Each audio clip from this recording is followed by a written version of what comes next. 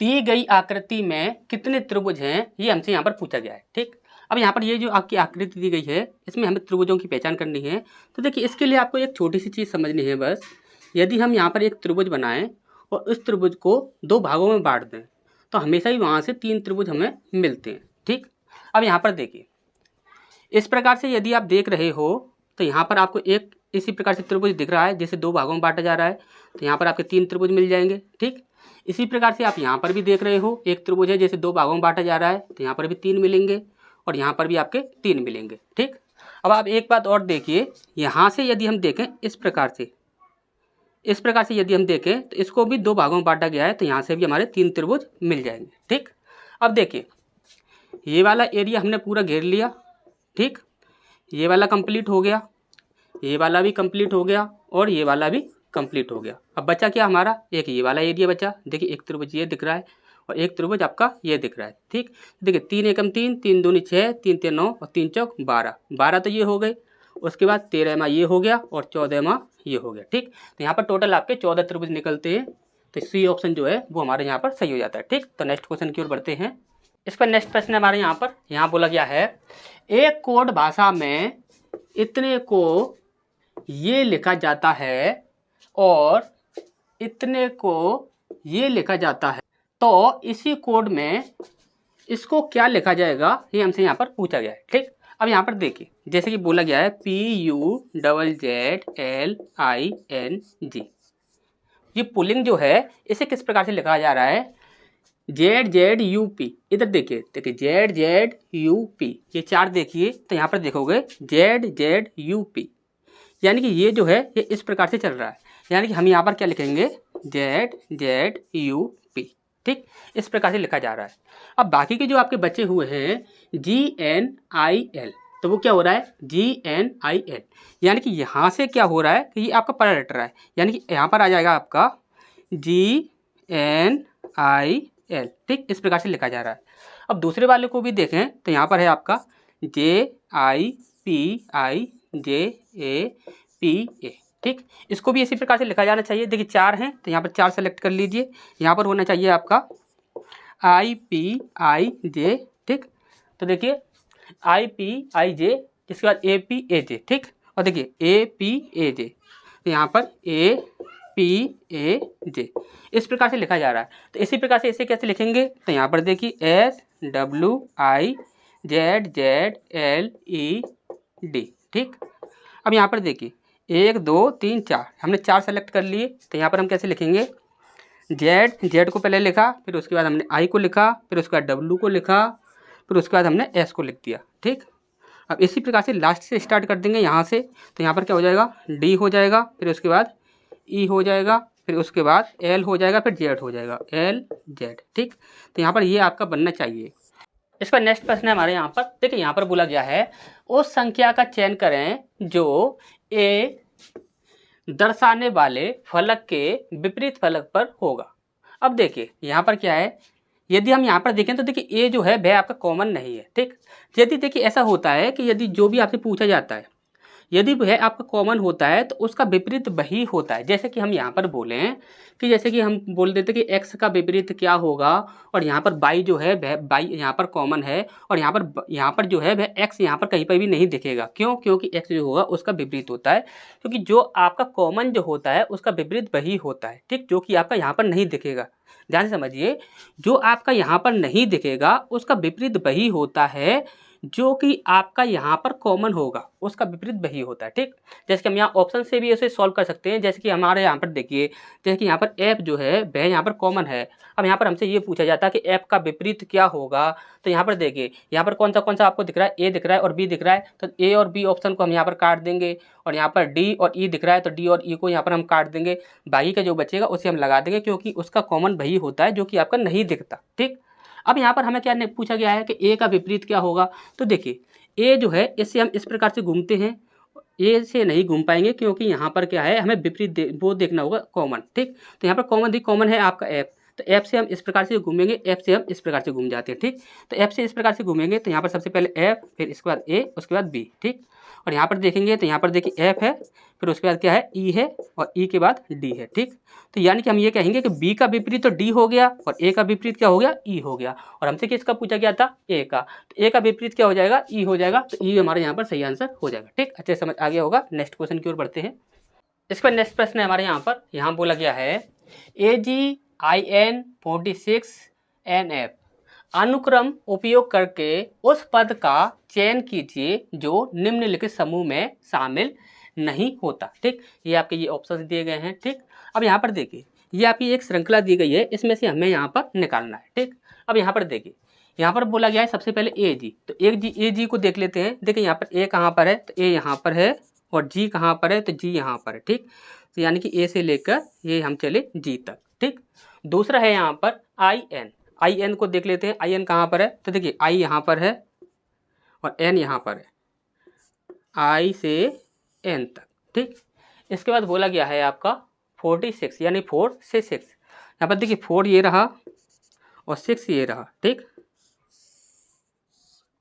अब इसका नेक्स्ट देखते हैं हमारा क्या है NF, तो NF देखते हैं, तो N यहाँ पर है और F यहाँ पर है। ठीक, NF।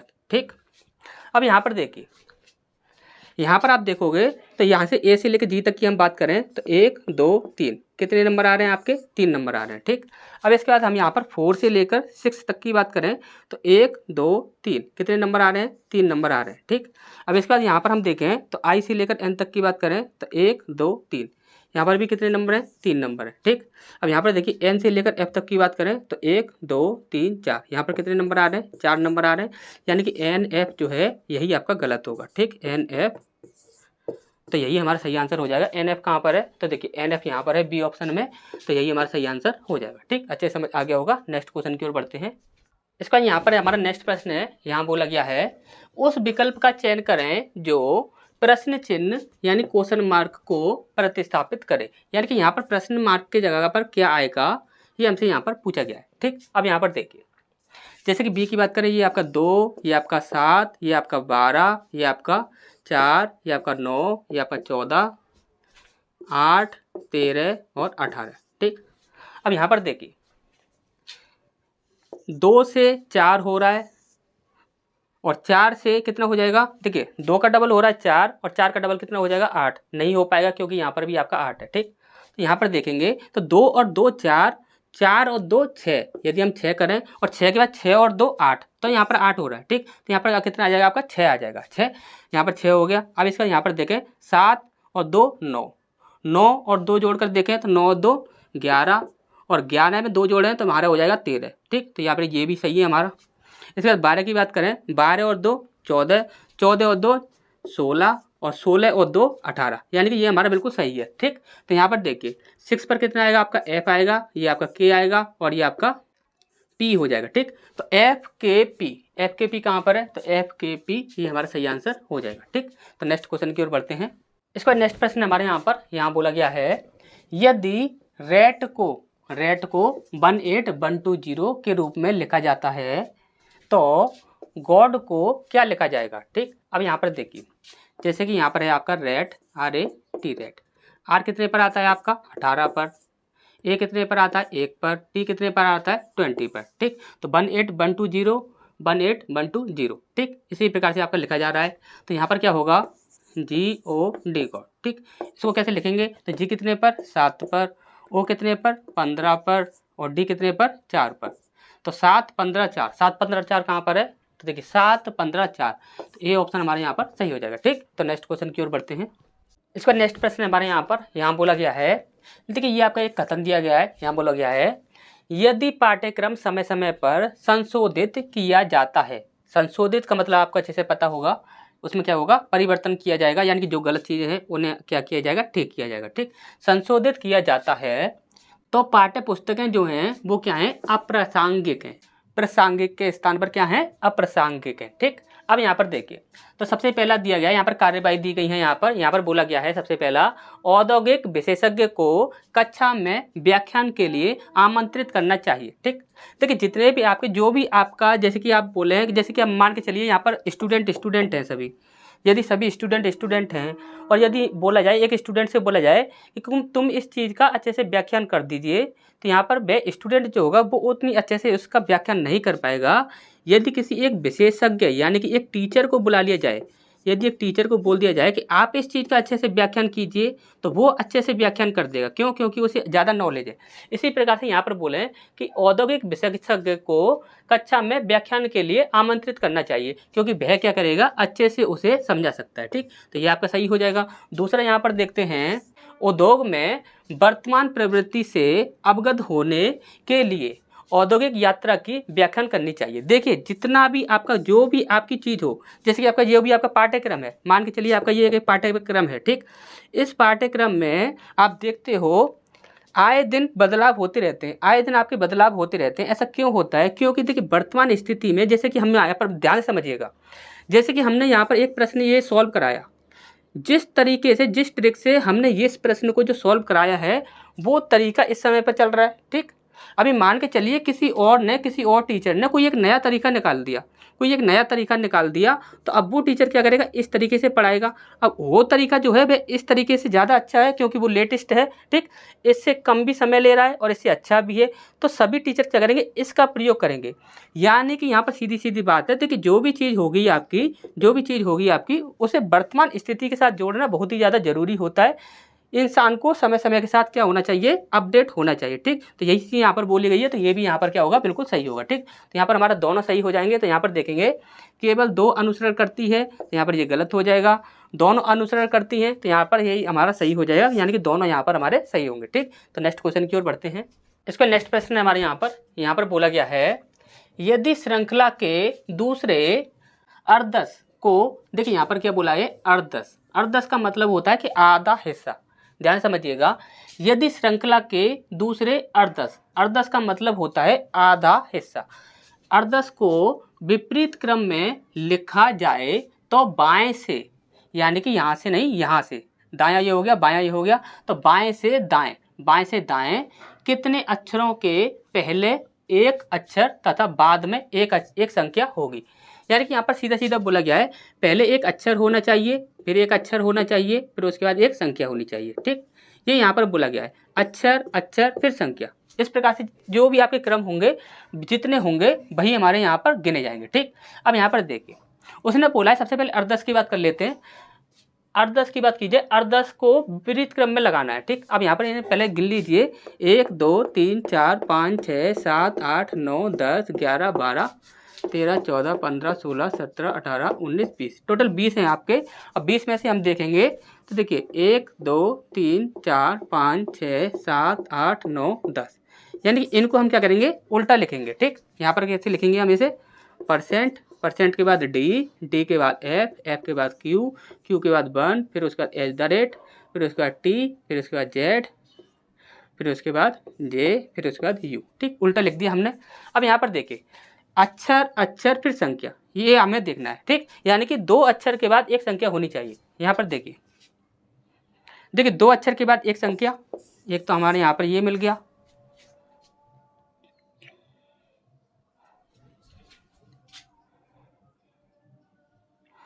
देखिए 2 अक्षर के बाद एक संख्या, एक हमारे यहाँ पर मिल गया। ठीक, टोटल हमें यहाँ पर अभी तक 2 ही मिले हैं, एक ये मिला है और एक हमारा ये मिला है। ठीक, तो यहाँ पर सिर्फ 2 ही होंगे, तो यहाँ पर देखिए ए ऑप्शन हमारे यहाँ पर सही हो जाएगा। ठीक, तो नेक्स्ट क्वेश्चन की ओर बढ़ते हैं। इसका नेक्स्ट प्रश्न हमारे यहाँ बोला गया है, देखिए यहाँ पर ये आपका एक स्टेटमेंट है, ये आपका एक पूरा स्टेटमेंट दिया गया है। इसके बाद यहाँ पर एक आपका निष्कर्ष यहाँ पर 2 दिए गए हैं। पहला निष्कर्ष है, यहाँ पर बोला गया है ए छोटा है ई से। ठीक, अब यहाँ पर देखिए, इसे यदि हम सॉल्व करें तो किस प्रकार से करेंगे, ए छोटा है ई से, ये हमें यहाँ पर बोला गया है। ठीक, अब यहाँ पर देखिए, ए कहाँ पर है, तो ए यहाँ पर है, ई कहाँ पर है, तो ई यहाँ पर है आपका। ठीक, तो यहाँ पर ए से लेकर हमें ई तक चलना है, तो यहाँ पर ए एल यू ई। ठीक, यहाँ तक हम आ गए।